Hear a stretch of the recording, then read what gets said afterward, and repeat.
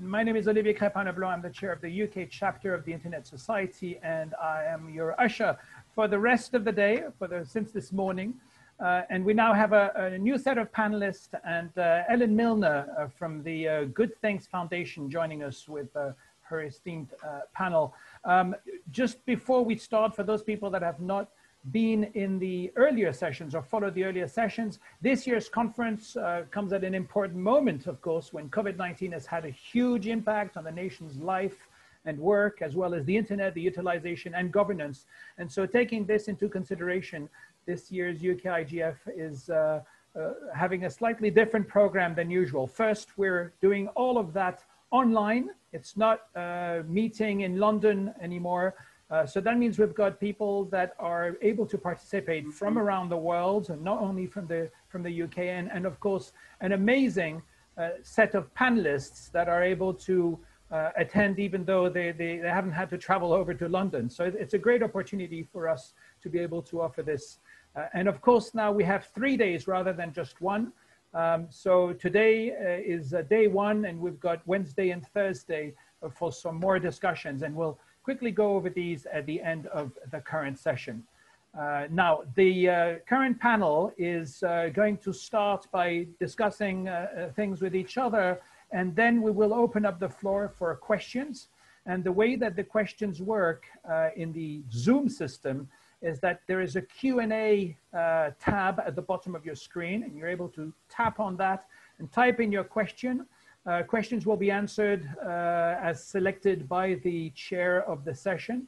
You can upvote previously submitted questions if you think this is a really important question, so that might bring the moderator, the chair, to ask this question first. You can also chat with other attendees, and if you wish to do that, you can use the chat function in the Zoom webinar control panel. And of course, the webinar will be recorded and shared on the UK IGF after the event. The whole discussion is going to be there. And if there are any additional documents and things that any of the panelists want to share, they will also make it available through the UK IGF website, or at least make a link available then. So that's the housekeeping for this. We also have a Twitter account, a Twitter hashtag. It's hashtag UKIGF20. Yeah. So I think that's pretty much it for the housekeeping. And so very much welcome to you, Ellen. I am not going to do a whole biography of you, because I've been told that I either make it too short or too long. So perhaps it's better for you to introduce yourself. And without any further ado, you have the floor. Thank you very much. Thank you, and welcome everybody. It's a great pleasure to be here from sunny Sheffield in the north of England. So I'm Helen Milner. I'm the Group Chief Executive of Good Things Foundation. We're a UK-based national charity that is experts in digital and social inclusion. I always hesitate when I say national, because we're also have a sister charity that we established in Australia 3 years ago. So we're working in the UK and in Australia. So we work with thousands of community organisations up and down the country, and working with them in partnership, we then reach out to local people to help them to develop the skills that they need to take part in a digital society. So that's both skills, and during COVID, it's also been around devices as well. So I'm your chair for today, and our panel, we have Professor Ellen Helsper and we have Adif Chowdhury, and I'm just going to go to both of you and ask you to introduce yourselves. So over to you, Ellen. Okay, right. Thank you very much, Helen, for introducing me. It's great to be on this panel. I've been looking forward to it. So I'm a professor of digital inequalities at the London School of Economics and Political Science. I'm there in the Media and Communications department.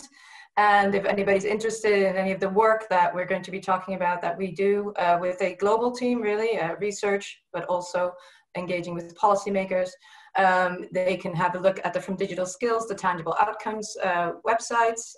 We'll put the link in the chat or something, and the Y Skills project. And both projects look cross generations at the kind of outcomes, the opportunities that the digitization of society brings, but also some of the disadvantages and who is likely to be left behind and what the drivers and the consequences of this are.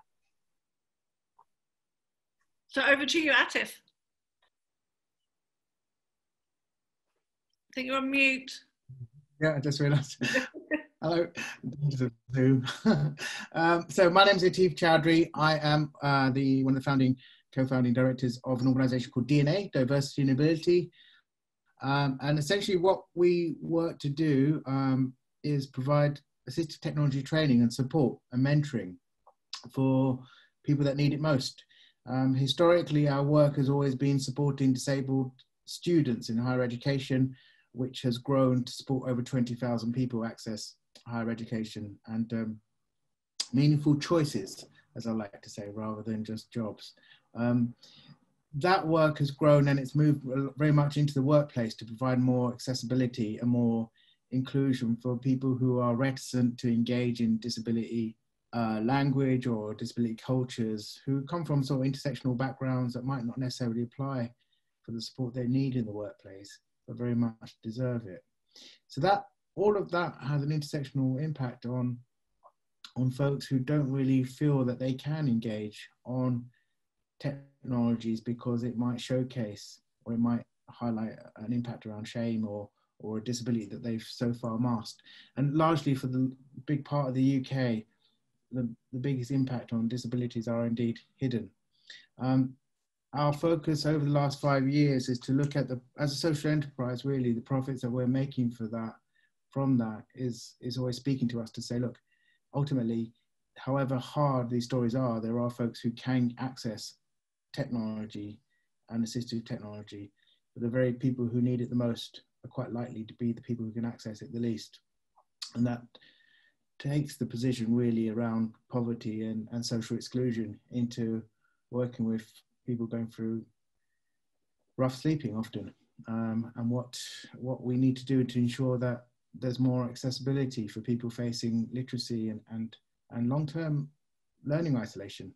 Often it's around dyslexia and autism and socioeconomics. So our work really has been working with large anti-homeless NGOs. Samungos has been a big one for us, and Crisis, and smaller ones as well, to make sure that we can be rolling out digital inclusion, but at the same time working on the assumption that a lot of people just don't read. So throwing gadgets and devices is one thing, but it's really recognizing what do people do when those gadgets are there, and are they meaningful if people aren't reading the information on there, and are they meaningful if it's really hard to be able to be on the internet in the first place. That's right. So that's really the work, and it's gone into thousands of people really, but we're enjoying it, but we're learning a lot. Anyway, that's fantastic. That's great. It's so good to have you both with us, Atif and Ellen. For those of you who are observant, we actually did have two other panelists who have both had to pull out. Rich Denger from Citizens Online, who is unwell, and Suzanne Westlake from Ocado, who has had a family emergency. But I know we're going to have a really, really lively and interesting conversation this afternoon. So what we're going to do is have a conversation with the panel for about half an hour, and then go over to Q&A to all of you in the audience. So please do put your questions in the Q&A function on this Zoom functionality, and I'll be having a look and you can upvote them.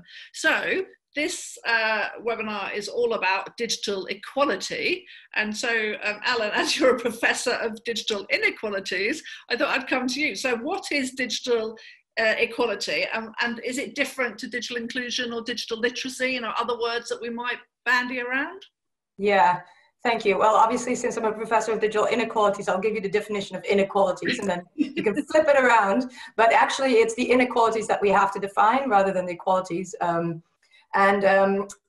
think our working definition in our project and from Digital Skills Tangible Outcomes projects and the projects that I work on is that the digital inequalities are really kind of the systematic differences in who benefits and who is kind of disadvantaged with the increased digitization of society. So the important word here is systematic, right? It's not individuals differing in how they can take it up, but systematic differences between, for example, different groups within society or different nations around the world or different regions.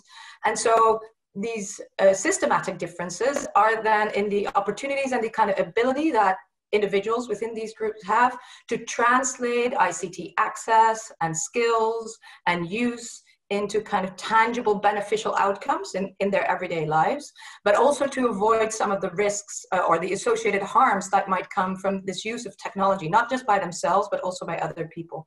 And that is different from inclusion in that when we talk about inclusion, which is really focused on just on what an individual can do, so that the individual's abilities and the individual's access or uses of technology. So I think that is an important distinction to make, that when we talk about inequality, it's really about systematic disadvantage of some populations. And actually, what we often, the terminology that we use is socio-digital inequalities, to kind of make that link between the kind of social context and the social grouping of people, social cultural groupings, socioeconomic groupings of people that might be disadvantaged with this digitization. Absolutely, that's really, really helpful. Atif, so what do you find are the drivers for digital inequality? I think Eleanor sort of really touched on it. It's poverty. You know, it's going to be social. It's going to be socioeconomics, familiarity, safety, a sense of belonging. I think that is tantamount to a lot of exclusion that happens anywhere. But we are, you know, as often said, we're in a digital by default world. And in that space, we're watching a lot of folks excluded in that space, with a lot of things where there's an expectation that they're going to go online or that they read online. I often use universal credit as an example of this, that the expectation is to streamline your support, to streamline your welfare, go online. Upload your job searches, upload, you know, this is expediency to financial support. But it never really asks you, do you read when you go online? Can you read when you're online? It's not really asking whether or not your job searches are literate enough to not be suspended, to not be sanctioned, to not be, and so what we're watching is a system that can say, well, you know, this is done to support you. Online courts, they've got a brilliant system, a system designed to offer better justice and expediency to the law. And yet, folks who don't read, who are impacted around learning isolation, neurodiversity, dyslexia, are the least likely able to access it. And so what we're going to see is a correlation between socioeconomic poverty, familiarity, migration, and people who are excluded the most. Absolutely, and that interestingly, that I find that in the work that I do, and you know I've been doing for a couple of decades now, is that strangely though digital, I'm going to say inclusion, digital inclusion seems to be something that is more acceptable to talk about sometimes than poverty. You know, that actually if you talk about poverty, it feels like this huge, you know, centuries old issue, you know, lack of opportunity that successive governments and charities and others have been trying to solve, and that actually it feels too big, right, to solve.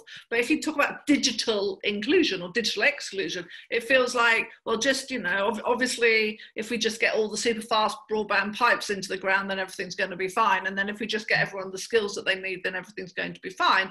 But of course, I guess it goes back, Alan, to what you're saying about socio-digital inequalities, is that actually that many of those drivers that mean that people don't have equal opportunities are the very things that are keeping them off the internet, or making them unable to be able to use the internet in an equal way. But they won't go away by having some basic digital skills and having super fast broadband going down their street. Yeah, of course, and I think, and this is a key point, right? We do make the distinction that, you know, to say, okay, there's access and there's skills and there's uses of technology, and that there might be inequalities in all these different areas. But, you know, just giving people access, as you already indicated, or just teaching individuals, for example, skills, sending them on a course, doesn't really cut it to get full participation and engagement in digital societies, right? Because it's not just an individual in front of the screen. And that's kind of why I also made that reference to the distinction between inequalities and inclusion or exclusion, or even the kind of even more kind of traditional language of divides, is that often the perception is that if we do something about the individual, we send them on a course, or we teach them to use a specific technology, or we give them access, that then the problems will be solved. But Atif also alluded to this already. We see actually kind of this correspondence between the kinds of resources that people and the groups that they belong to or have a kind of a certain identification with have had historically. So this could be socioeconomic, right? These kinds of resources, the poverty that you had talked about, but it can also be things like discrimination. And that's one of the things that we see in our projects, is that it's often the resources in which you are disadvantaged historically as kind of a particular group, that these express themselves as outcomes of the use of technology or the digitization of society, even if you have equal levels of skills or access, right? So one of the examples might be that women with the same levels of skills and access to men, they use a platform in exactly the same way, but it might be a much more negative experience because they get silenced more, or when they have a contribution, it doesn't get heard as much. And so we cannot ignore that kind of these ingrained patterns in social and digital interactions that kind of amplify each other. And I think that process of amplification is important, because it's also not just the social, right? It's not just saying, oh, why are we even looking at the digital? Because there's certain ways in which we design technologies, or certain ways in which we behave online that kind of amplify some of these processes. But on the other hand, there's also some things that are digital that could really help us overcome some of these obstacles, right? And I think Atif is much better placed to talk about some of these things, about how some of these barriers can be overcome as well. That the technology, if implemented in the right way, if designed in the right way, if the right kind of environment is created, it can actually also help people who might not have had access to some of these resources, like education, or it can create safe spaces for people to talk and explore identities, or to be with people, from whom they get support. So I think, that's why in our project, we really focus on the outcomes of the use of technology, the benefits and, the disadvantages, rather than on just measuring success in terms of inclusion by if they have access or if they've gone through some skills training or something like that. Yeah. Yeah. I think we could probably talk about that for another hour. But what I want to now talk about is the COVID, of course. So COVID-19 happened, and that lockdown started. I mean, it's almost 6 months now. It feels difficult to believe it's been that long, actually. So, I mean, Atif, like, understanding the system issues, if you like, around digital inequalities. I mean, where I'm coming from and the work that I do, the lockdown just made that a lot worse. What about you? So in your area of work, how did digital inequalities affect the people that you support because of COVID-19 and lockdown? Yeah, I mean, profoundly so, which I'm sure, I mean, the intimacy of what we all have gone through as a nation and even globally, it's profound. I think there's been interesting developments. It's been a taught experience in many ways, but for the sector, so if I think about digital inclusion for disabled people that are supporting them at a certain level within higher education, that sector really lent on us to try and figure out, okay, we have so many autistic learners. How do we make sure that this support is delivered online, that is felt, is understood? When we think about pitch, tone, communication, it's not just what I say, but it's how I say it. It's the non-verbal cues that are sometimes lost when we are working so much online, and yet we're forced to do it. And the assumptives that we make that we are creating a meaningful talk session or delivery. That has been really important to navigate well, so that it lands well, particularly for marginalized people, particularly for students in higher education. But in terms of, touching on the conversation we're really having about the social inequality of it, the hardest felt is still going to be, and it's the one I'm really keen that we drive through, is that COVID has come along and said, we can put people in homes, we can put people in hotels. We did it as a nation. The country put thousands of people into different hotels. The problem we have is that And sadly, it's a real, it's difficult to make light of it, but isolation kills, loneliness kills. These have an impact on people's lives. The digital inclusion agenda is really aware of that. It's working hard to deal with that.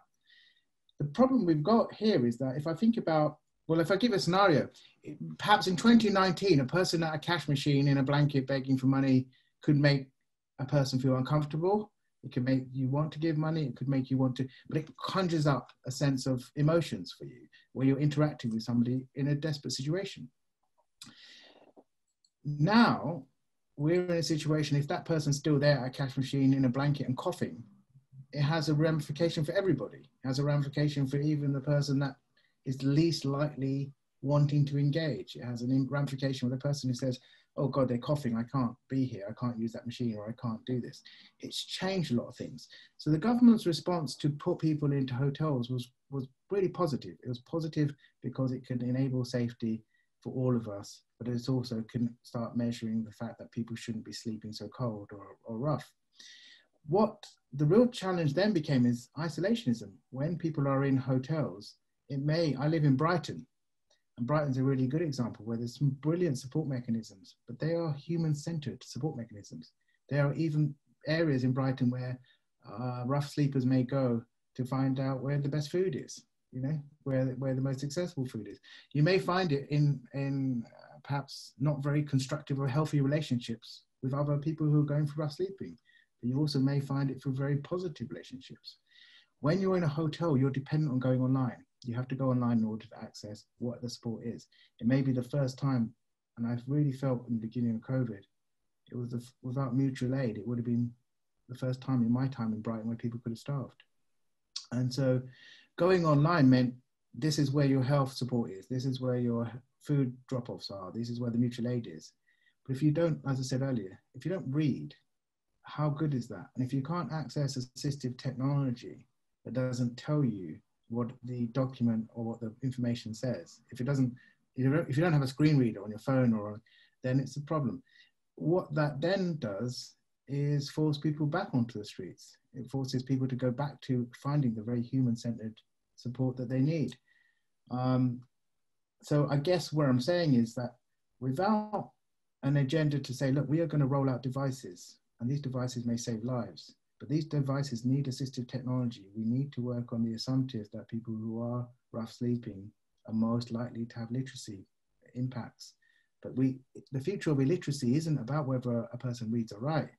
It's about whether a person can access a device. If I can press a button and it reads it to me, then I understand what it says. If I can press a button and I talk to it and it types what I say, then I'm in control of what I need to say online. This is really the challenge. But I think in an age of digital inclusion that we're fighting for, or even exclusion, as Eleanor said, we've got to make sure that these kind of devices are accessible, but indeed the assistive technology that makes them useful to people. Otherwise, they're just a set of technologies that make you feel intimidated and guilty because you feel like it's being wasted on you. I say this not lightly. I say this from lived experiences of our team itself and what we do. And so I guess, in terms of COVID, it was as real as that. It still is. But what we're seeing some really good stuff, really positive stuff to lend on. COVID has come along and allowed us to look at things like online digital boxes where we can put them in places and people can cluster and go online. Hopefully not cluster too closely, but the idea is that their device can immediately go online. That's not happened before. These are devices, an organization called Jungler did some really good work on this. These are devices that before COVID in the UK, were only really being seen in parts of rural India. And we were looking at what villages need to go online in order to get support and even to be able to trade. And then seeing what role modeling happened in India that now needs to happen in the UK. So it's a really powerful dynamic. But again, without the lived experiences, I'd argue the support won't be relevant. It won't really understand what it's up against. Yeah, and like you say, that they're very real barriers that excluded people from very specific support. And at Good Things Foundation, we've found similar things with the fact that So the work that we do is in partnership with thousands of community organisations who provide a physical place for people to go and get access to the internet, get support to learn how to use it, get support to use it in a way that's meaningful for their lives and their life outcomes. But of course, all of those doors were instantly closed. And for us, that the big surprise was how many people then said, help, you know, that they didn't have access to the devices that they needed, didn't have access to the internet, or they're experiencing data poverty, so they did have a second-hand device or a smartphone. I think that is like the homeless people that you're talking about, but they didn't have any data, and they couldn't afford any data, and they didn't have any money, so we work with Future.now to on a program called Devices.now, and provided 11,500 tablets with SIM cards in to disadvantaged people and low-income families around the UK. It's interesting that my reflection is that, I mean, it is massive, right? Massive. We know that people who were suffering extreme loneliness, people who were choosing between data or food to spend their money on, that, you know, they're the people that we've been helping. But it still feels that it was important as an emergency response to an emergency.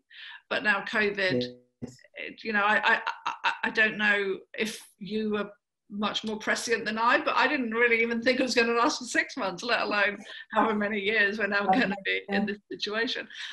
But that I think the scene though also changed, and talking around digital inclusion and like the individual, that some of the people that we've been supporting have been in their 90s and they've never used the internet before, but they've never seen the benefit of it. They've never seen that they needed it. You know, they could go to their lunch club and they could get contact with other human beings, that, you know, they lived near the shops, that they had people who could deliver things for them when they didn't feel well, that they did have a very fulfilling and functioning life. But as soon as all those doors closed and all of those shops closed, they had no idea how to do it and how to help. And I'm so proud of the community partners who have been helping people who've been never in their 90s, have never used the internet before, with a new device, and they've been talking them through on the phone and then getting them onto Zoom or onto Skype and then helping them learn how to use the internet, and using some of the online learning platforms like Helen, just to jump in a little bit, I think this is a really important thing, right? I think in some ways what's happened with COVID is that we've gone back to the kind of I think everybody realizes now, if it wasn't already kind of understood before, everybody realizes about this now, that no matter what happens, you know, access to good functioning technology that is not, you know, of which you have some autonomy, right? That you don't depend on others to be able to use it, or is fundamental to survival in this world. And it will be, you know, hopefully COVID will be not here forever, or at least will be less dominating our lives forever. But even then, right, this was already that some of the people who, or all of us who worked in this field, I think knew. And I think it's good that we've gone back to that discussion, like access, really. Without access, there's nothing else, right? You can't do anything without any access. And so other people using the technology for you will also not do, because they don't completely understand your needs. And of course, there's situations in which, you know, other people obviously support you and help you. But I think that this is just a fundamental principle. And I think it was a shock for many people, also for teachers and for other people who, you know, who were in daily contact with people that they might know were vulnerable, but the confrontation with that they lost track of some people because of this lack of connection, connection to the digital world, or that they were logging in and that they, for the first time, were realizing that the way in which they envisioned maybe their students or their clients or the people that they work with were using technologies, or their ability to use technologies, all of a sudden they were confronted with the fact that these were kind of illusions, right? In a sense that, oh my God, I did not realize that the person I'm working with actually has to go and sit in the toilet, you know, door shut, blanket over the head, to be able to have these kinds of, you know, interactions with the digital space, because they cannot, because they don't have that space outside. And I think this has been a little bit of a wake-up call, I think, for the whole world of how this works, and also some of the misunderstandings that we have. I do think, in terms of your question of who who suffered most, I wanted to follow up on something that you kind of both hinted at, because I think it's for the people who weren't aware, who were really the big barriers were these skills and this kind of getting access. I think this has been great because they have been able to launch themselves. But the kind of this idea of social isolation and what we see, Tiff already mentioned intersectionality, which is really the accumulation of several forms of disadvantage that some people suffer, and that it's especially aspects that have to do with alienation from wider society or a lack of social support that are amplified now that everybody's online. Because what we saw in the beginning, also in work contexts, so slightly outside of the sphere we've been talking about before, is that in the beginning everybody was online and everybody just came and it was Zoom and it was kind of new and glossy, and what we're seeing is we're seeing people full drop out now from these spaces, not just like in terms of not logging in, but when they're in these spaces they become kind of invisible, because there's some people who have a certain comfort in these spaces, who have a certain type of skill that is not technical, because often we talk about technical skills, so you know how to turn it on, you know how to mute or unmute yourself or something like that. But another type of skill of understanding how the digital world works and how, you know, how you can maybe promote your own thoughts and materials or contribute in a creative and constructive way, right? How you might have people listen to you, or how other people, how anonymity works, yeah, how certain types of platforms work to network people, like, and we are seeing that the people who don't have those kinds of skills and have an accumulation of these disadvantages, who don't have social support networks that they can go to, and then when they're in online, that's kind of replicated, right? They don't really fit in, and they don't have the kind of people who will notice that they're being left behind, or that they're invisible, or that they're not being heard, who will then prop them up and support them. I think this is something, if we talk about who has suffered most and who is most likely to, you know, also in the future suffer more in these digital environments, is these people who are kind of being pushed to the sides. And we're talking on this platform, right, Zoom. One of the ways in which these platforms have designed is that the person who's talking, who has the clear voice, gets prominence, right? You get shown, yeah. And so it's the people who have that kind of presence, who can you know, jump in on a conversation or have the kind of voice that carries best.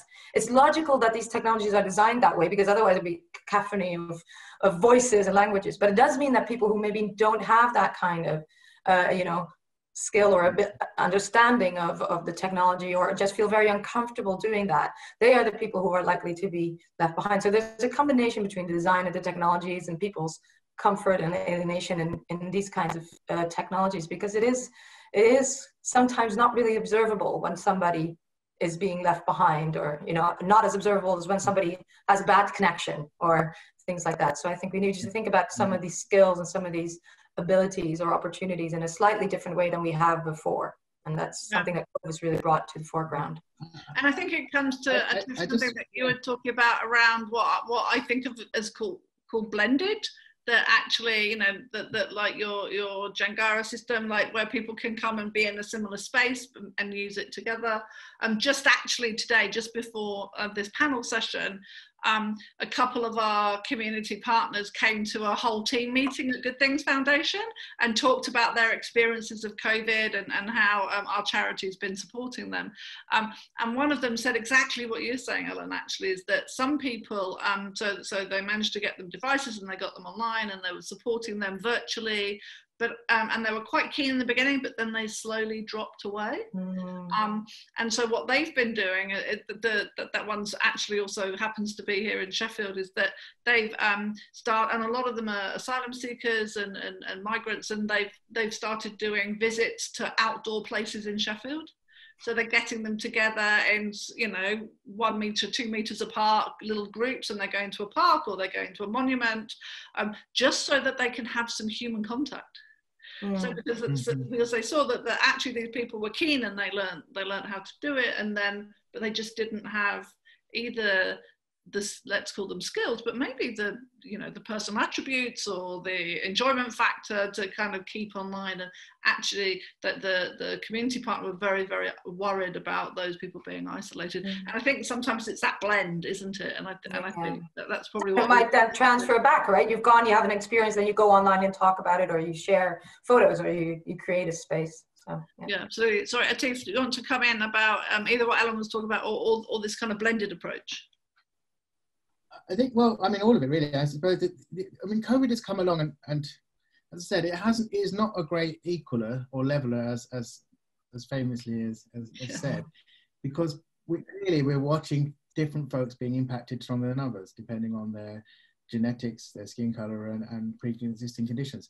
But we are, and it is the heart of what we're talking about, inequality, that people are going to have more likelihood of pre-existing conditions. A lack of access to healthcare is a pre-existing condition, right? You know, poverty is a pre-existing.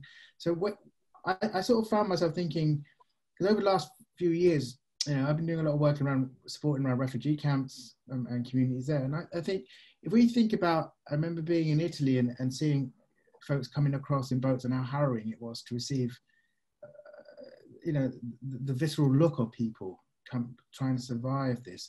But one thing, and I've always said this, is the one thing that is in the hands of people that are holding on very dearly, other than their children, is what?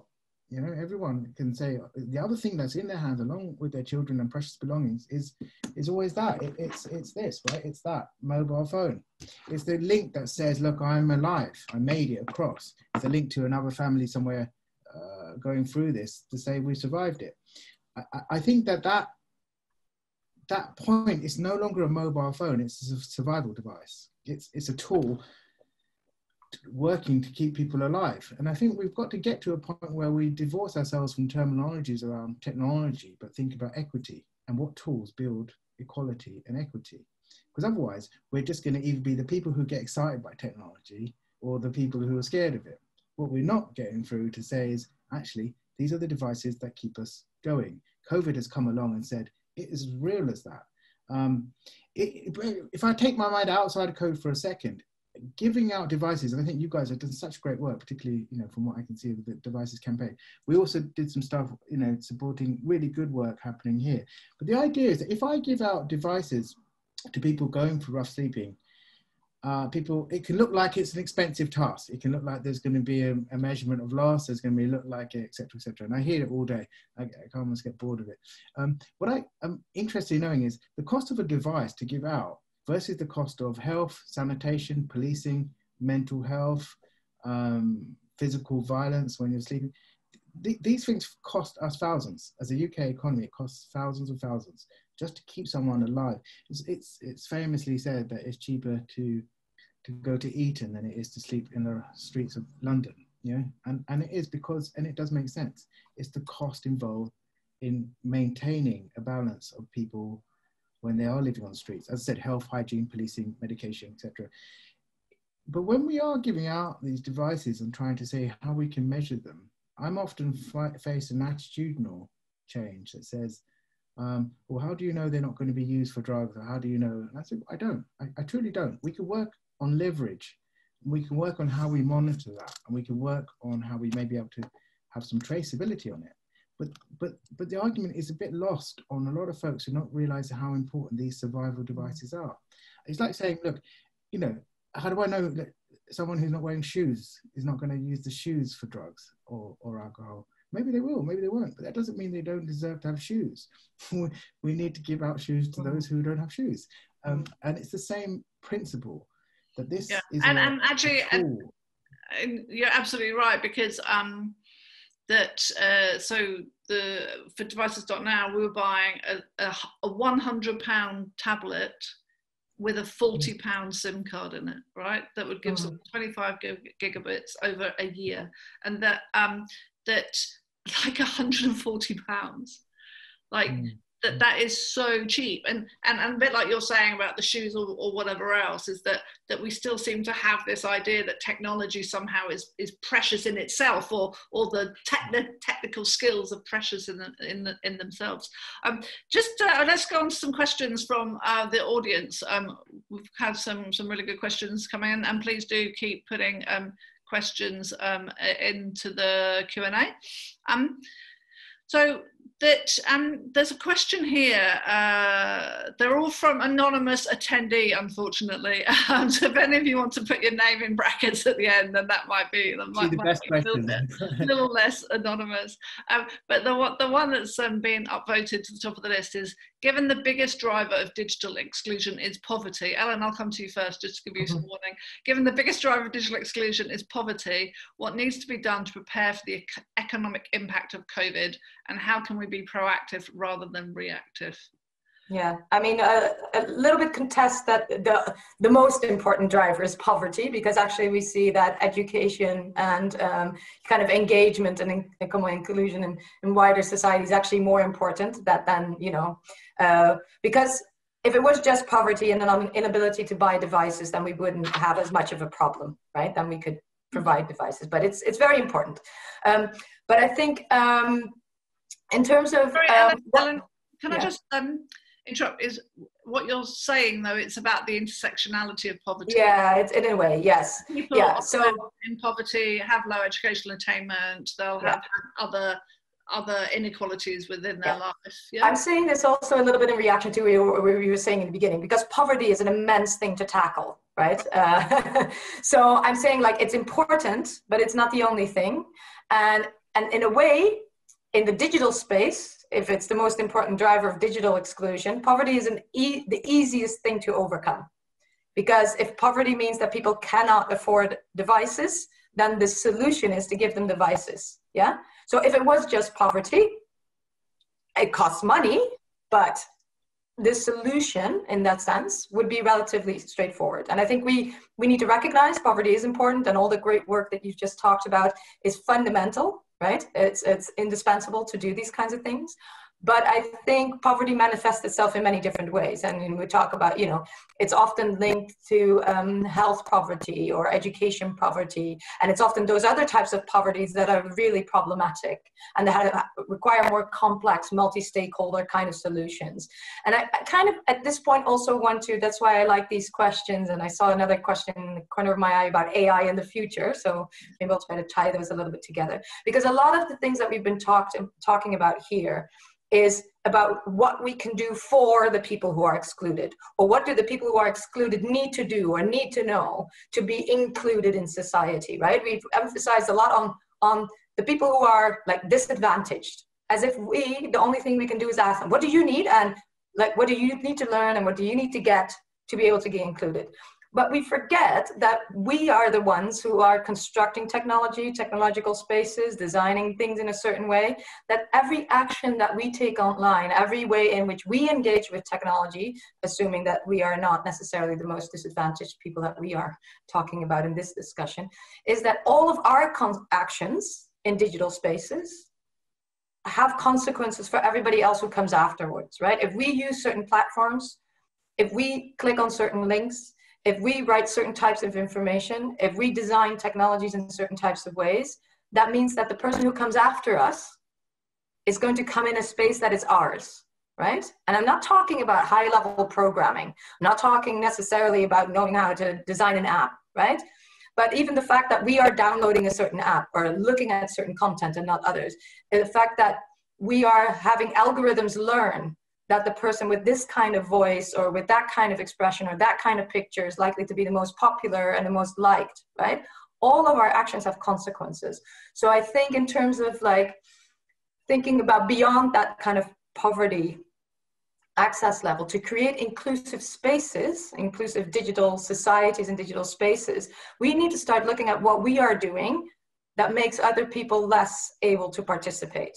Right? So what is it how are we shaping this world that we are in? And it's a little bit more complicated because all of a sudden it requires turning like, you know, the looking glass around and looking at ourselves and looking at what am I doing when I'm in this kind of environment that might mean that I'm not making a space that's not as welcoming or not as easy to navigate for the person who is there with me or the person that comes after me, right? So I need to think, and this is in our actions, those of us who work, for those of us who have relationships with other people, for those of us who engage with businesses and policymakers and all of that, I think we constantly need to ask the questions: is the way in which we are designing technologies, designing policies, designing digital communication environments at work or in a school or at home, is this in some way kind of perpetuating the problem, right? Are we excluding people? Are we including people? Because we're all of us responsible. It's a collective responsibility. And this is, I've been coming back to this because from the beginning, I have a little bit of a problem with the word inclusion because it has that same connotation, right? It's what does this individual need to do to be dragged into this world that we have populated and designed in a certain way, instead of thinking like, okay, what would it look like and what kind of public policies need to be in place? That cannot just be economic policies. It cannot just be, tax relief on buying tech or cheap digital courses, right? Because then they will still be designed according to what, our world looks like and what we feel comfortable with. So I think that's a really more philosophical perhaps, but if we talk about what can we do, is in our everyday actions and our everyday engagement, whether it's professional or personal, we can think about, is what I'm doing shaping that digital future in some way? Yeah.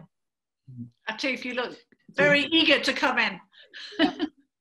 Yeah, well, I very much share a lot of that. I guess it's when I think about poverty. I mean, I just want to check you can all hear me as well. Is that, you can all hear me okay? Yeah. You're right, yeah. Right. So I mean, look, I think really it's about agency to an extent, right? It's about choice. It's about meaningful choice of engagement. Are people given choice? And I strongly think where I guess I'm going to put poverty back on the table slightly is that there are those who can exercise agency better than others, depending on the class dynamics that they're in terms of their access. Fundamentally, it's about attitudes, right? The most disabling thing on earth is attitudes. It could be the attitude we have about ourselves that stops us engaging on something or trying something or joining a cause or not. And it's usually the attitudes we have about people we've never even met before. And all of that has a bearing. After that, it's socioeconomics. It's the socioeconomics that says, here is an organization that's giving out free tech. Here is an organization that's doing training. Here is people that can support you. You have to be in a bubble to an extent, forgive that terminology in today's land. You need to be in a sort of bit of a bubble to know that even exists, or that there are grants. There's a socioeconomic discussion that exercises that agency. I'll illustrate a point, and I think Ellen has really touched on it, that sometimes we're doing this a lot. I worked on a program around journey to employment, and it was about trying to support people to be online. My team did it a lot. I should say my team's made out of over 100 people with disabled experiences who are teaching technology every day, impacted around physical and neurodivergent strengths and differences. But we won a big award for the disability employment gap and such. And I find myself thinking, I'm not trying to win an award for the disability employment gap. I am exposing it, but I'm not trying to win an award for it. I'm trying to show that without lived experiences, we can't be this good. We can't do it. Without lived experiences, how can we ever be real? And then it applies itself that we've created equity. We've created enough equity for those lived experiences to have jobs and access. And if I think about the journey to employment work, what I saw over 6 months was a consistency of people doing courses in order to keep their welfare, in order to fulfill the demands they were doing. And I was a little bit taken aback as to how many people had done Microsoft Office courses and were still on this course.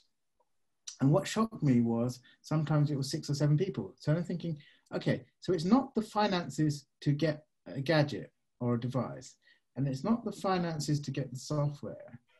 But what I did notice, and what was really clear, and I think it's important, is how few people could actually see the screen. How few people weren't aware that Zoom technology even existed, or that how few people knew there was a screen reader, or how few people would actually read, or et cetera, et cetera. And it went on and on. And so I found myself watching and saying, okay, you're essentially doing the course, not necessarily for a job search, although that's the aspirations, but by 7 times, you're doing the course essentially just so you can keep your welfare. You're doing the course because you need to put something into your universal credit application to say you have done a course. Now, doing a course to endure a course on technology is one thing to keep your welfare. Doing a course to say, I actually want to build these skills. But after 7 times, it's really fair for a person to say, I'm really cynical about this, but this is the cycle in which I'm in. And that's what made me feel like, yeah, until we change until we change that, when that means changing the attitudes, not of people participating, because there's absolutely nothing wrong with people participating. It's actually saying people should be, you know, a system that says people will be ashamed if they're not doing well enough on digital equality, or they're not seen to be participating enough on digital inclusion. When the whole thing, if you can't see, crikey, having 7 days of a course when you can't see the screen, and you yourself aren't aware you can do anything about it, must be intimidating as hell. And yet people are doing it. Absolutely. And I think that I'm going to try and put a bit more optimism in here, I think, because that we know that, you know, from the work that we do with community organisations, and that's the real power of the model with Good Things Foundation, is because they are in the community and they're working with people like them with similar lived experiences, supporting people to have choices and agency. But going back to the question about how can we be proactive rather than reactive, that actually making sure that everybody, like everybody has got the access that they can afford, and that may well mean that it needs to be free for many people, and that they do have the devices that they can use. If they can't see it, they have a device that they can see, and that actually and that people have the skills to be able to use it. Is that it absolutely does not ignore the fact that there are many other things at play here when we're thinking about inequalities, but it does bring some equality into the equation. And that they are things that we can do. These are things that the government could easily invest in. Government is spending $6.5 billion on broadband infrastructure, can invest a small percentage of that, or an equivalent of a small percentage of that, in making sure that people do have access and skills, and actually tackling data poverty and recognizing that data poverty is a real thing, that there are people in this country who can't afford it, you know, that there are not services available to them, that, you know, I had an email from someone yesterday who has lost their job because of COVID, but because of the way that the forms worked and everything, hasn't got universal credit yet, and they're, you know, I think this probably comes back to your point, Ellen, they don't have any money because COVID, and they lost their jobs, but they're educated and they can read and they're not disabled. And they contacted you, they knew where to go. Yeah, they contacted me. Well, they contacted me because they got a device from the program. Yeah, exactly. Yeah, but like a really, you know, a long, articulate email to talk about all of the problems that they'd encountered with universal credit, and because they're not on benefits yet, they couldn't get the BT Basics. Like, they even knew about BT Basics, and we know how hard that is to find on the internet, right? So that actually that there are things that we can do to tackle this. And I think, you know, the question was about proactive, right? And I think, you know, all the things that you talked about in terms of being proactive is extremely important. You know, like there's a baseline that needs to be taken care of, because otherwise we'll always be reactive and just reacting to the thing, the emergency. You talked about it earlier, right? Like there's an emergency, we have to hand out this thing, because otherwise really people will be left behind. And I think in terms of proactivity, it's a kind of a way of thinking, or a language maybe, that we need to start using whenever we start something, or whenever we are deciding on something. You talked about policy making, right?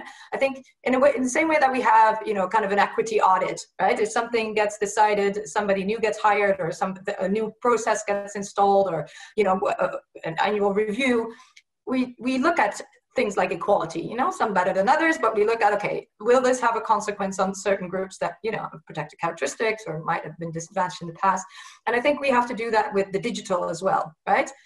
What are the consequences of doing something, or designing a technology, or doing something in our company, or, you know, like if you want to use it at a personal level, in our neighborhood, in our organization, in a certain way and not in another way, right? What are the consequences? Can we work through maybe what the unintended consequences are? Because often we are reactive because we haven't really thought through the future scenarios of what this might mean for different kinds of people that are engaging in that digital space, or the digital societies that we live in. And I think this is something that has to, you know, and, you know, the UK in certain ways can be commended for this, because they have a long history of, in this space of digital inequalities, of multi-stakeholder approaches, right? They have organizations coming together and say, okay, what are the things that we share, that we've seen, that maybe somebody else should know about before they start engaging on a certain path, right? Maybe they can be the job done at getting that out there and communicating that. But that's, you know, the digital inclusion working group, the research group around this, I think, been doing work like this for quite a long time. And I think that multi-stakeholder approach, not reinventing the wheel every time, but really creating that kind of collective knowledge, makes us also able to kind of predict that some of the things might work or might not work in the future. And I think that's really important, that multi-stakeholder engagement. I think we can still do a little bit more to involve businesses who are really designing this infrastructure, these lived experiences in our everyday life, and getting them more involved, because they seem to be working a little bit more in silos and trying to deal with their own problems. But I think that is fundamental, right? To have a kind of a more future vision in terms of saying, like, okay, what are the consequences of the decision that we take now? Just like I was talking about before, our personal proactive responsibility to think like, okay, if I put this kind of content on, if I send that email, if I, you know, it's a collective responsibility, but it allows us to kind of, you know, be a bit more aware of what the consequences of our actions are. And yet these actions are digital in many ways, so it will have digital consequences. Okay. Just keen to get onto some more questions. I mean, this one I think is similar. That there's a question around safety. So I believe that safety is one of the reasons driving people away from technology. This is particularly true of survivors who are at risk of technology facilitated abuse. So whilst we're working on addressing digital poverty and the issues of digital literacy, how do we make digital spaces inclusive and safe for everyone? And whose shoulders does this responsibility lie upon? Atif, is this something that you've come across around online safety? Yeah, I mean, it's a constant shift in space, for sure. I mean, look, when thinking about people that have pronounced impacts around neurodiversity, what information they share, who they share it with, what could be perceived as how should I say, relationship cues, you know, about what is oversharing, what's undersharing. When that's done online as well, that could have a huge impact. So right down to looking at okay, I got a team that's supporting people, disabled people every day, and having to get people to safely create passwords that they can remember, knowing full well that memory loss is part of the concern that somebody's going through day to day, be it medication, be it the impact of the disability. So, and sometimes we'd have folks that would want to tell us that their password in order to reinforce it. And that's the worst thing that can happen. Yeah, absolutely. So you're constantly trying to work on making sure it's safe. In terms of the abuse, I think there's a lot more that needs to be done in terms of strengthening charters, particularly for young people as well. I don't have a position on that other than to watch it and say, look, that it needs a collective effort. Yeah. There are a lot of positive things. Sorry. Yeah, absolutely. And Alan, I mean, obviously the work you did with EU Kids. Yeah, actually the project, the kind of, you know, the reiterated version, because we had Global Kids Online where we did a project around the world, but the Y Skills, which is youth skills project, is that we're right now running in Europe, tackles a lot of these issues, and it actually is related to youth well-being. So it's not so much digital skills and preparing people for the workplace or the labor of the future, but it's really about, you know, skills for well-being and how these relate, and what are the skills that young people need, and what are they lacking, because there's still a little bit of this myth as well of the digital kind of native, right? That all young people, we see them push buttons and it seems, they're so comfortable, you know, like they don't need any questions, and we see some shame in that as well. Like young people sometimes feel that they can't, you know, go to adults or trusted adults or others to ask these kinds of questions because they feel it's a kind of a separate world and they wouldn't know, or they think I know. So I think that kind of just a dialogue about that. I think, you know, people's experiences and how learning from other people's experiences, again, it's not just, you know, like vulnerability or harassment or kind of these kinds of things, you know, if there's an abuse, there's always an abuser, right? As well as the abused. So I think it's also, and sometimes we assume that there's this villain person out there that's trolling or that's, you know, and actually a lot of the more microaggressions that we see that lead, or these abuses that then escalate and lead to bigger abuse, is also because people, you know, I'm not saying that there's no excesses and that there's no real dangerous cases that are illegal and that need to be monitored. But a lot of it is really not understanding the impact of these kind of everyday, or how we as a social group might inadvertently gang up on somebody, or something that we said on a person with a particular condition in a particular circumstances can have a really profound effect. And these kinds of things we really need to, that's a dialogue. And I agree with Atif there. I think there's much more that can be done. And so this is some of the things that we're looking at with the Wise Skills Project, because we're looking at specifically at vulnerable groups of young people who might also have histories of abuse and, susceptibility, or don't have a stable environment that they can fall back on.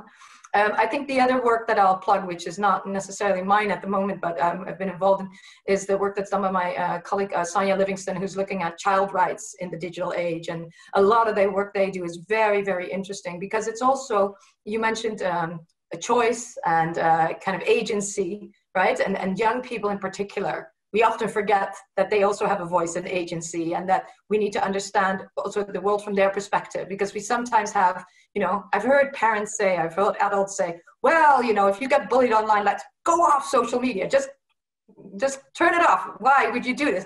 And you're like, but that's your life, that's where you are an independent person. That's also where you have positive relationships, where you build love and friendship and things like that. So really understanding, if you talk to young people, there's a lot of nuance to, it's like crossing the street. You can cross the street to get that ice cream, to use one of these examples on a hot day that we might all want to be doing. Yeah, there's a risk there, right? You can, somebody can shout things at you. You could be hit by a car. There's all kinds of things. And to navigate that space, I think requires a little bit more of a nuanced discussion than we're not having. It's not, that requires more of a dialogue, I think, between generations, but also with kind of within people who have these same experiences that we're talking about, and being honest about this as well, that sometimes we do make mistakes, and how are we going to prevent these things from happening in the future. And obviously with gross, abuses of racism, sexism, those kinds of things, there are laws in place, and we need to make sure that this cannot, that doesn't go too far. So when we talk about safe spaces, I'll finish with one of the things that I've been addressing a little bit in the book that I've just been writing, that will be published soon, which is that one of the things with safe spaces that we see is really interesting, is that we see that people who come from groups that have suffered abuse or have had these kind of abusive experiences, they have a great need for these safe spaces. They don't want to be in environments where they feel attacked all the time. So we see them kind of create these, what we might call filter bubbles, or echo chambers in kind of digital language. So they create these safe spaces where they feel very comfortable. They feel the digital space is comfortable because they've created these spaces for themselves. Now, the consequence of that is that they are leaving the more public spaces where this abuse is going on, because they haven't felt comfortable. So what we see is in public spaces, there's often less of these voices, and these experiences are less shared, and people have kind of less diversity in a way of these lived experiences that we were talking about. And while the people who've gone off into these safe spaces do know, obviously, about the other outside world, which might be a bit more violent, and where if they go in there, they have to defend themselves or stand up, right? The people who are in these public spaces are much less likely to be exposed to the experiences of the people who are finding these safe spaces. So again, I think this is an unintended consequence, where we see that echo chambers and filter bubbles for people who come from a disadvantaged position have a positive effect that broadens their experience, while echo chambers and filter bubbles for people who have a dominant position, who have kind of a kind of privileged view of reality, actually have the opposite effect. They create kind of isolated spaces with less exposure to other people's experiences, and therefore less solidarity and less also perceived need to do something about a lack of diversity. And I'm talking diversity in a very big way, like a broad way, right? Diversity, neurodiversity, Atif talked about it, but also kind of experiences that come from growing up in different places and in different home environments. Yeah. And Atif, earlier you mentioned India. One of our delegates is from South Africa, and they've asked the question, how can we in developing countries, e.g. South Africa, encourage our policymakers to stop adopting digital inclusion solutions and approaches meant for developed contexts, and consider our own context when developing digital inclusion policies? So is that something that you've come across, other countries? Yeah, in fact, we're working on this. I'll put a link to this sort of work on our website as well.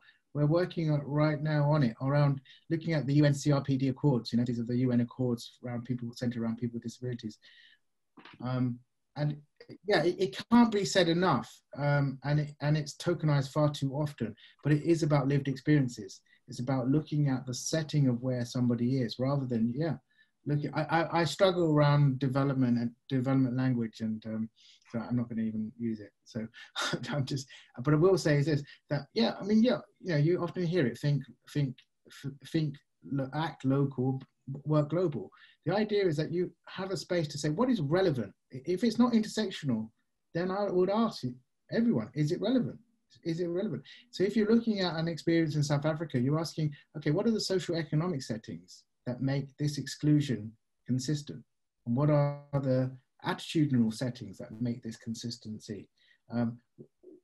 Our focus is to look at what is the impact. If you think about disability, the idea isn't to talk about what are the disabilities, because it can mean somebody with cerebral palsy can have a very different experience to somebody else, depending on their familiarity with technology, the impact of the cerebral palsy, and the social setting in which they're in, and the support mechanisms around them.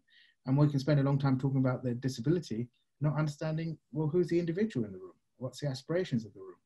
I would say that in any context. So it's trying to say, okay, how do we base an assessment of need? If I use the South Africa model, who are the people we're assessing for? What are their aspirations, first and foremost? What's the impact of the disability or the exclusion? In the case of South Africa, I think there's some really good role modeling around open source technologies. They're there, they're being pioneered by South Africans. Why not use it as well? It doesn't need to always be something that's led by the global north, as it were. Yeah. Ellen, so I can't say that.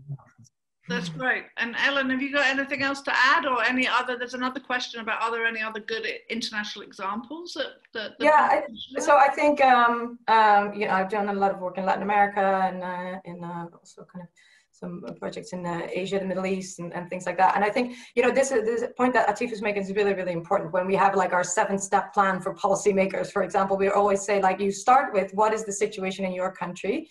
You know, what are the kinds of issues that prevent, you know, and I agree, development language is a bit uncomfortable, but, you know, prevent further development and further, you know, equality or equity of opportunity in this country for different groups. And these are often specific, right? So these are kind of, you know, there's some universalities, but the circumstances under which these come up are historically and politically specific, socially specific, culturally specific. So you start with that, and then you look at, okay, what is the contribution of the digital to this? Right? Because some of these things are not going to be solved by the digital, right? Like there's going to be a part of it, but we say like, okay, is it, you know, is it lack of certain types of skills that's specific in our country? Or is it, you know, are there certain types of histories of experience with science or technology that shape our attitudes towards this being acceptable? You know, like one of the big examples, going back to the safety aspect of it, you know, like people's historic experiences in different countries with privacy and surveillance, state surveillance, and you know, use of data and public data, it's very different. And you can see that therefore also attitudes and trust in governments and institutions to use this kind of data well for very good reasons differs a lot.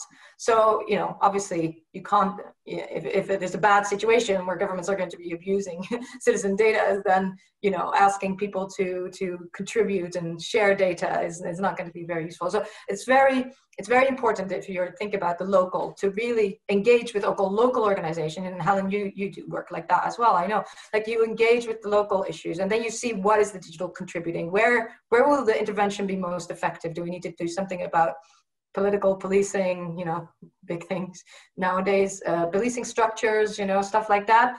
And to what extent can technologies help to do that? And I think it's really interesting, and I forgot to follow up on that, but it's this idea of choice, right? And in our broader definition of digital inequalities and digital literacy, we define it really as the ability to decide when to use and when not to use technologies to obtain beneficial outcomes in digital societies. And we often forget this about not to use. And one of the things that we are seeing happening now is that actually some of the bigger inequalities now is who can decide to step back, who can decide, oh, I'm not going to give my data now, or actually that thing I'm not going to do because you know what, I can get a better outcome if I take a different route, right? And we see that especially people in more disadvantaged situations or countries where, you know, this kind of technology is pushed from the top, where they don't have a choice because otherwise they won't get, you know, the benefits example, or they won't be able to find, you know, good food or manage their land because they need that kind of, and they don't have any choice, right? They give it. And these are often also the people who have been monitored and surveilled for a very long time. So I think this idea of choice, of creating a system in which there's also the equality of not just understanding when it's good to contribute with data and with participation in space, but also understanding when you know, or an understanding an equality of opportunity to be able to step out when it's actually not that good for you, is a really important discussion that we need to have in the future, especially when we think about AI and all these techs that's just constantly gathering information about us. You know, like Internet of Things are coming and all these kinds of things. So this kind of awareness, I think, is going to be more and more important. And that needs to be local, because every local situation and how governments and organizations and companies work with our data are going to be very specific to different populations and countries. Yeah, and just bringing it back to the sort of UK context, the point about whether you have a choice to use it or not. I mean, I think that's become very live in the UK during COVID-19, of course, is because more and more government services have been online, have gone online, and some of those alternative channels have been closed because of lockdown. And so, you know, just this week, there's been the controversy about whether or not GPs still have face-to-face consultations, which of course I'm sure most GPs do have, but that, you know, universal credit, you know, back to your choice point, Ellen, if you have to claim benefits, you have to do it online. You have to provide your data into that online form. You have to be able to do it, and if you can't do it, somebody else will have to help you to do that. Yeah. So, and monitoring in public schools, for example, this is one of the things that we've seen in some countries. You know, that you know, they have also different systems, but it's going to be a thing here as well. You know, student monitoring, scoring, and things like that. So for young people, like if you're in a public system where schools are constantly evaluated, and you know, it's really important where you end up, you also are not going to have a choice, and that data is going to stay there. We know that it is very little still kind of agreement and protection around what's going to happen with that data. It might follow you around for the rest of your life. So you might be in a situation where you have had to contribute to something because of a particular situation in your life. You don't have a choice at that point, and it's really difficult to see the consequences of that, right? So, and it's also a lot of burden to put on the individual who is in that situation at that point to be able to think about that or to help you out, because you cannot, you know, that's, you don't have that kind of power. So I think organizations, you know, like the ones that we've been talking about, that take on that advocacy, to take on and see like, okay, you know, where is the limit? Like, what is it? Track and trace. Yeah. What are the, and people have been talking about this, you know, what are the consequences in terms of equality? Who is the most likely to be track and traced? Who is most likely to be reluctant to give up some contact information because it might have wider implications for visa data, for, you know, benefits and things like that? I think it's really, these are really important questions. Oh, absolutely. And I talked about our program at Good Things Foundation around providing the tablets, and one person who was an asylum seeker said that there must be a catch. It can't be free. You must be wanting to get something from me. And they turned down the opportunity of having this because they didn't trust that it could be, you know, classic. There's no such thing as a free device. A couple of things on the Q&A. This one for you, Atif, is that Paolo asked around AI-based technologies that are trained based on data around people who are already connected, and how that deepens inequality. That some of these are more like a statement than a question, but basically saying that actually if you use AI to design new systems, the data that it is using is the data that the people who are online have provided, and therefore there's an inherent bias because it won't be representing the people who are not online. I don't know if you've got a comment on that one, Atif.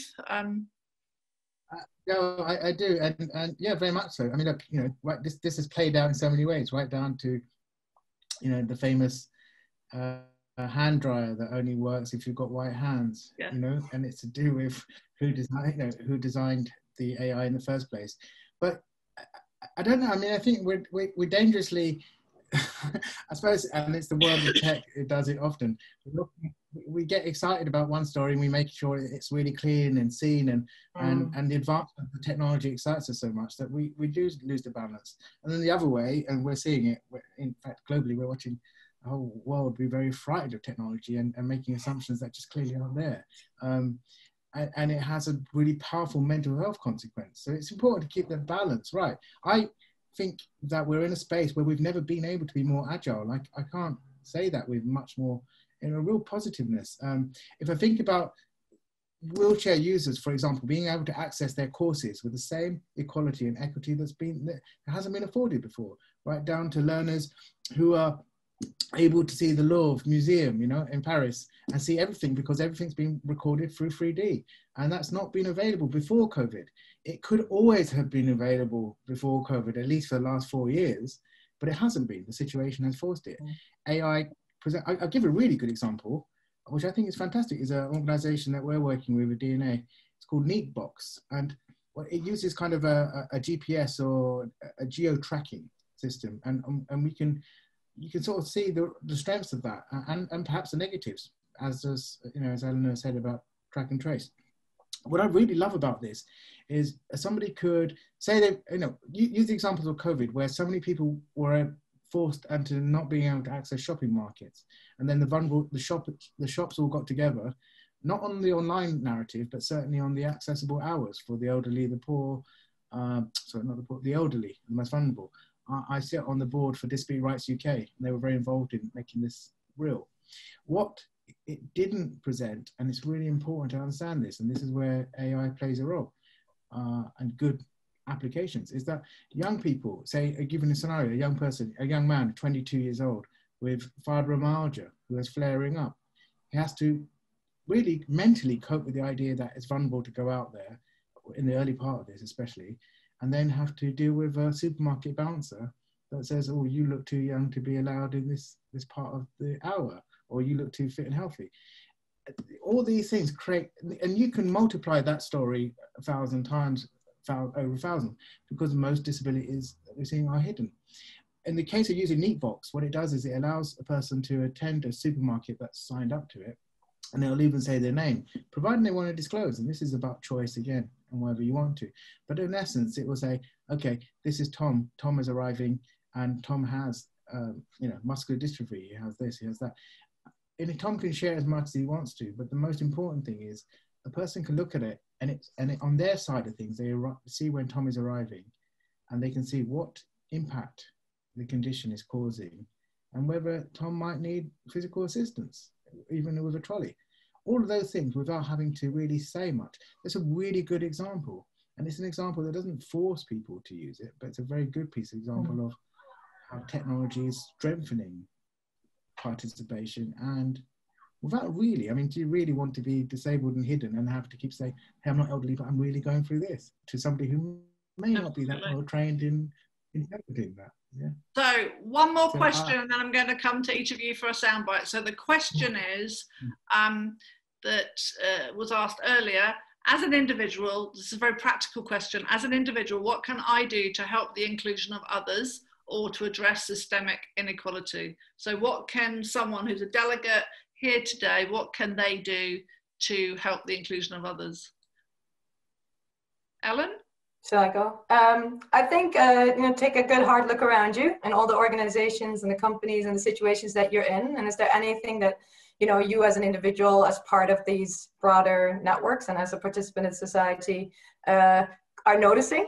You can call people, organizations out on that this is actually it's not going to be working, or you can, take a look and say, like, actually, I've now just realized that that action that I took in that space might have a detrimental consequence. I think, that's the thing. Just look around you, open your eyes, have these discussions with people. If we don't talk about it, if we don't notice it, then nothing will change. And I think that's the first step. Just, creating awareness, not about all the good things that technology can do, because I think we know that as well, that's also important, but really creating awareness around the people around you that this is a thing that we're going to have to tackle and deal with, and that sometimes these types of inequalities or disadvantage are hidden.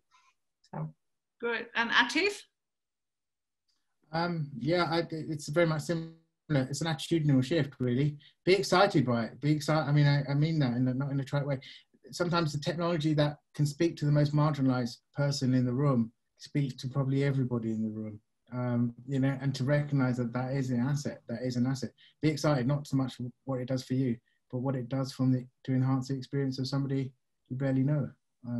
There's no such thing as assistive technology. I always say it's just a tool. Either it works or it doesn't. Getting rid of special technology for special people is probably a first stance that everyone can do. Let's just get rid of it. Just normalize tools that build equality. And I think that's right. And I think that, I mean, Ellen, you said it really early in the panel, was about one thing that COVID-19 did is it made people who were online realize that these millions of people, billions of people globally, millions of people in the UK who are digitally excluded, were absolutely excluded from every single thing that many of us, you know, like myself, took for granted every single day.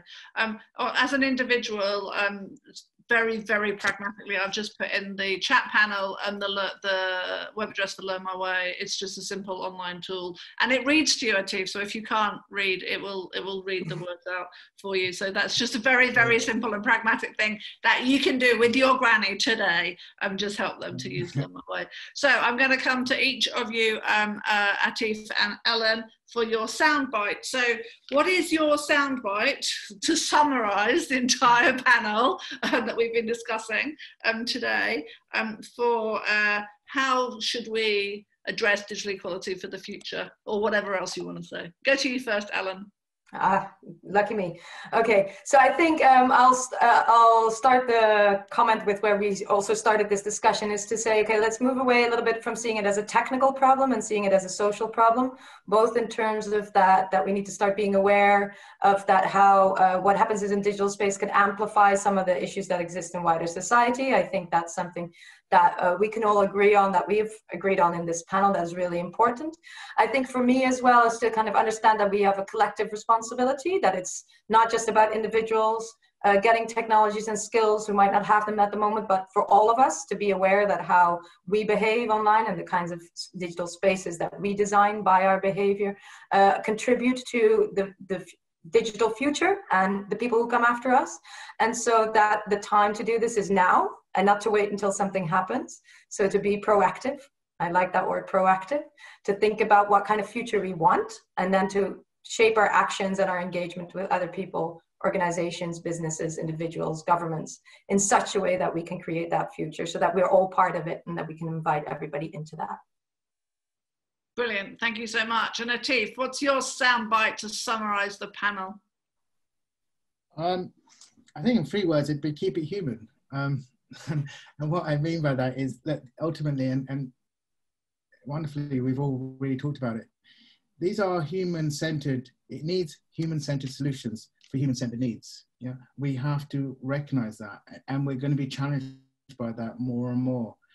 We've talked, you know, really in a positive way as best we can over really sad and serious subjects around socioeconomic loss, about exclusion, poverty, and even trauma. But it is a human centered, these are tools ultimately, and we've got to get to that point where these tools are either accessible to people or they're not, and to be really fundamental about that. Without recognizing, you know, the biggest asset in the room isn't the technology, it's the lived experience. It's the one that says, look, I'll show you how this can be bent because my experience will bend it for you, or I'll show you why it can't, and then folks like me won't be able to use it. And that in itself will tell you a lot and probably save you money. So I guess really, in a colourful way, I'd say keep it human. And that's why we're doing it in the first place, right? That's absolutely right.